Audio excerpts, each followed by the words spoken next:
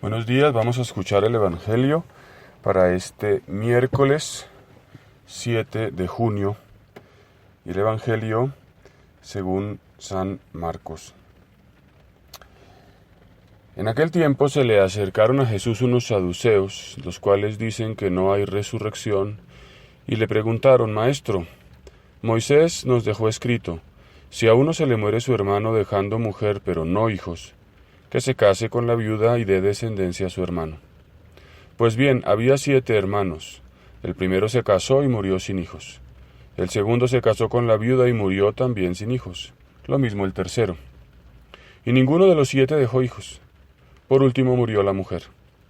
Cuando llegue la resurrección y resuciten, ¿de cuál de ellos será mujer? Porque los 7 han estado casados con ella. Jesús les respondió: No, estáis equivocados, por no entender la Escritura ni el poder de Dios. Pues cuando resuciten ni los hombres se casarán ni las mujeres darán dadas en matrimonio, serán como ángeles del cielo. Y a propósito de que los muertos resucitan, ¿no habéis leído en el libro de Moisés, en el episodio de la zarza, lo que le dijo Dios: Yo soy el Dios de Abraham, el Dios de Isaac, el Dios de Jacob? No es Dios de muertos, sino de vivos. Estáis muy equivocados. Bien, este pasaje forma parte de ese conjunto de episodios del Evangelio en los cuales al Señor le hacen preguntas, digamos, capciosas para hacerlo decir realidades que le permitan ser acusado. Hoy encontramos la pregunta de los saduceos. Los saduceos eran un grupo parecido a los fariseos. Los judíos de aquel tiempo estaban divididos en diversas sectas que como característica negaban la existencia de todo ser espiritual, la existencia de ángeles, la existencia del alma humana y por tanto la resurrección de los muertos. Eran una especie de materialistas. Y claro, se figuran una historia basada en la Escritura, basada en la llamada ley del levirato que estaba en el libro del Deuteronomio. Esa ley prescribía que si un hombre moría al casarse sin dejar hijos, su hermano debía tomar por esposa a la viuda para darle descendencia, de manera que el primer hijo de este hermano, el primogénito del segundo pues que se había casado con la mujer, debía ser llamado como hijo del hermano ausente.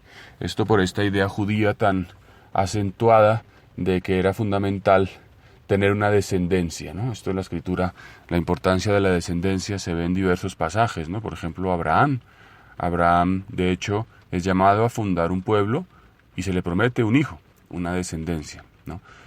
Una perspectiva bastante terrena, digamos, de la prolongación de la existencia, que luego será por Jesús redimensionada y justamente a través de la resurrección de los muertos. O sea, la vida no termina aquí y no simplemente se prolonga a través de una descendencia, aunque ésta sea importante.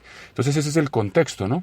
Jesús es interrogado con un cierto argumento de ley, ¿no? Entonces una mujer se ha casado con uno y luego murió y con su hermano y con 7 y con ninguno dejó hijos, porque si hubiera tenido hijos con alguno quizás este habría tenido la prioridad en la resurrección. Y Jesús, ante ese argumento que digamos sería una prueba de que la resurrección no existe, ¿cómo puede estar en el cielo una mujer casada con 7 personas? Pues les dice una cosa muy importante: ustedes no entienden ni la Escritura ni el poder de Dios. Y esto es clave, porque el Señor les abre una perspectiva a estos saduceos. Les dice que aquí hay algo que es más grande que los razonamientos humanos y es el poder de Dios. Es el poder de Dios. Y por otra parte, que la Escritura no se debe interpretar simplemente extrapolando nuestras consideraciones humanas, sino que hay otras condiciones. De hecho, en el cielo dice: no se casarán, serán como ángeles. Y finalmente, para argumentar esta postura, recurre a un pasaje del libro del Génesis, ¿no?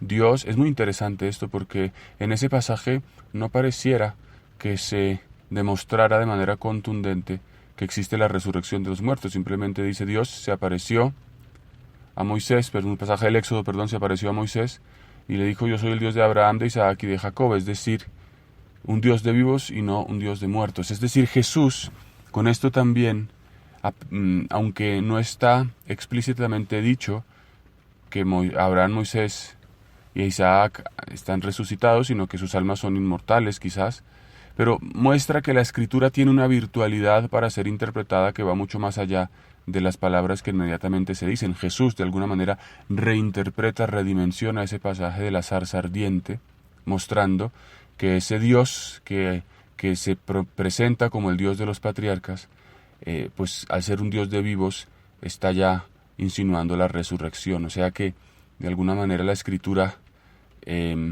nos ofrece contenidos que son mucho más ricos y que de los que a primera vista aparecen y que nos invitan a explorarla, a escrutarla. Pues yo les invito a que hoy le pidamos al Señor que nos ayude a creer en su poder, fundamentalmente en eso, en su Escritura y en su poder. Cuántas cosas quizás a veces no hacemos porque no creemos en el poder de Dios, ¿no? No nos animamos a invitar a alguien a que se confiese, a hacer apostolado, a abrir nuestra alma, a emprender nuevas, no sé, hasta negocios, cosas, hasta humanos, porque no creemos en el poder de Dios. Que hoy el Señor, a diferencia de los saduceos, nos conceda creer en su poder y emprender cosas grandes para su gloria. Buen día para todos.